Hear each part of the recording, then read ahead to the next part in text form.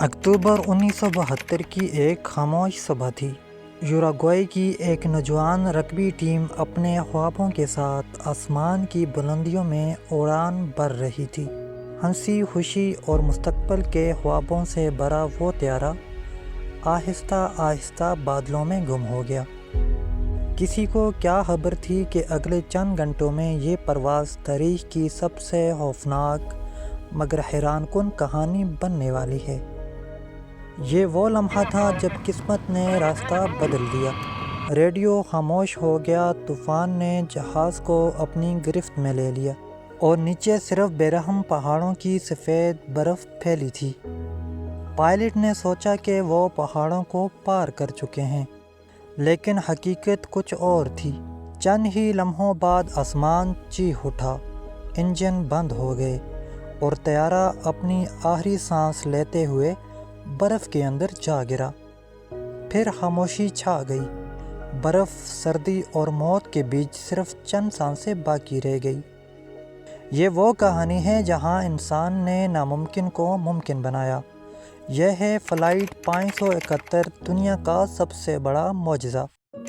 13 اکتوبر 1972 کو Uruguay air force کا ایک چھوٹا طیارہ fair child FH-227D Monte video سے اڑا۔ اس طیارے میں 45 افراد سوار تھے۔ اولڈ کرسچین کلب کی رگبی ٹیم، ان کے دوست اور خاندان کے افراد۔ ان کا سفر چلی کے دارالحکومت سنتیاگو تک تھا، مگر یہ معمولی پرواز بہت جلد انسانی تاریخ کی سب سے حیران کن اور دل دہلا دینے والی کہانی بن گئی۔ جب طیارہ انڈیز کے برف سے ڈھکے پہاڑوں کے اوپر سے گزر رہا تھا، موسم بہت خراب ہو گیا۔ پائلٹوں نے سمجھا کہ وہ پہاڑوں کو پار کر چکے ہیں، لیکن اصل میں وہ اب بھی ان کے درمیان میں تھے۔ اسی غلط فہمی میں انہوں نے لینڈنگ شروع کر دی اور طیارہ برف پوش پہاڑوں کے درمیان ایک گلیشیئر سے ٹکرا گیا۔ تصادم اتنا شدید تھا کہ 12 افراد موقع پر ہی جاں بحق ہو گئے اور اگلے چند دنوں میں کئی زخمی بھی دم توڑ گئے۔ جو بچ گئے وہ 11,000 فٹ کی بلندی پر برف اور یخ بستہ ہواؤں میں پھنس گئے۔ وہاں نہ کھانا تھا، نہ مدد، نہ ہی کسی سے رابطہ ممکن تھا۔ 10 دن تک تلاش جاری رہی، لیکن کسی کو ان کا کوئی سراغ نہ ملا۔ جب حکومت نے تلاش روک دی تو زندہ بچ جانے والوں کو یقین ہو گیا کہ دنیا نے انہیں مردہ قرار دے دیا ہے۔ وقت گزرنے کے ساتھ ساتھ ان کی حالت بد سے بدتر ہوتی گئی۔ بھوک اور سردی نے انہیں توڑ دیا۔ جب کھانے کا کوئی ذریعہ باقی نہ رہا تو انہوں نے ایک انتہائی دردناک اور مشکل فیصلہ کیا، اپنے ہی مرے ہوئے ساتھیوں کے جسم سے خوراک حاصل کرنا۔ یہ فیصلہ آسان نہیں تھا، مگر زندگی بچانے کا یہی ایک آخری راستہ تھا۔ ان کی یہ قربانی اور اعتقاد انسانی جذبے کی ایک ایسی مثال ہے جس کی کوئی مثال نہیں ملتی۔ پھر 29 اکتوبر کو ایک اور قیامت ان پر ٹوٹ پڑی۔ ایک برفانی طوطا ان کے عارضی ٹھکانے پر جا گرا، جس سے 8 مزید لوگ مارے گئے، لیکن ان لوگوں نے ہار نہیں مانی۔ برف میں دبے، زخمی اور کمزور ہونے کے باوجود انہوں نے امید کا دامن نہیں چھوڑا۔ بالآخر 2 بہادر نوجوان، فرنانڈو پرادو اور روبرٹو کنیسا نے فیصلہ کیا کہ وہ پہاڑ عبور کر کے مدد لائیں گے۔ بغیر نقشے، بغیر مناسب کپڑوں اور بغیر کسی خوراک کے وہ 10 دن تک برف کے میدانوں میں چلتے رہے۔ آخر کار وہ ایک چلی کے چرواہے تک پہنچنے میں کامیاب ہوئے اور ان کی مدد سے پوری دنیا کو خبر ملی کہ وہ ابھی زندہ ہیں۔ 23 دسمبر 1972 کو 72 دن بعد امدادی ٹیمیں وہاں پہنچی۔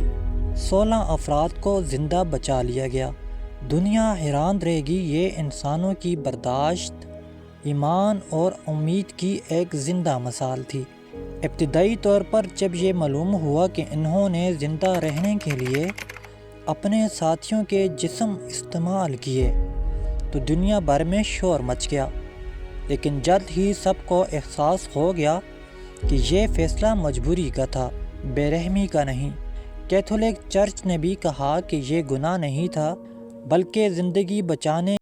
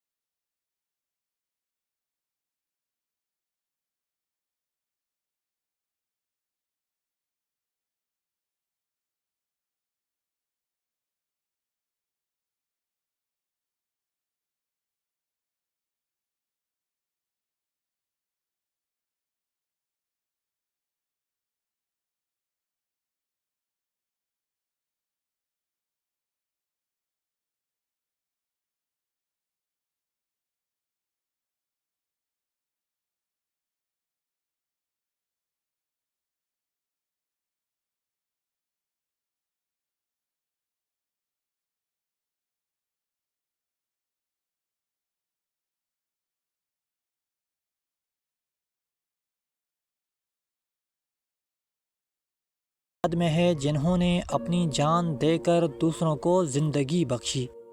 فلائٹ 571 صرف ایک ہوائی حادثے کی کہانی نہیں، یہ ایمان، قربانی اور انسانی حوصلے کا سب سے بڑا ثبوت ہے۔ سرد ترین لمحوں میں بھی ان لوگوں نے دکھایا کہ انسان کا دل سب سے بڑا معجزہ ہے۔ یہ کہانی ہمیں ہمیشہ یاد دلاتی ہے کہ جب تک امید زندہ ہے، تب تک کوئی پہاڑ ناممکن نہیں۔